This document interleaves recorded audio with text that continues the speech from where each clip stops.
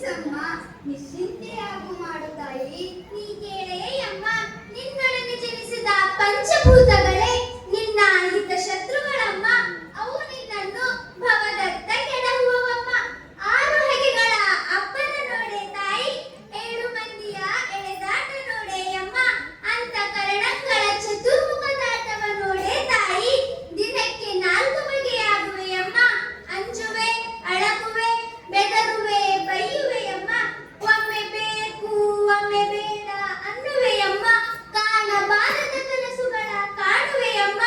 ಇವುಗಳ ಕಾಟ ಹಗಲು ಇರುಳು ಚಿಂತಿಸುವೆಯಮ್ಮ. ನಿನ್ನ ಈ ಚಿಂತೆಯ ಬಿಡಿಸಿ ನಿಶ್ಚಿಂತಳಾಗಿ ಮಾಡುವೆಯಮ್ಮ. ನಾ ಹೇಳಿದಂತೆ ನೀನು ಚಾಚು ತಪ್ಪದೆ ಮಾಡೆಯಮ್ಮ. ಅದೇನು ಹೇಳುತ್ತಾಯಿ? ನೀ ಹೇಳಿದಂತೆ ನಾನು ಚಾಚು ತಪ್ಪದೆ ಮಾಡುವೆನಮ್ಮ.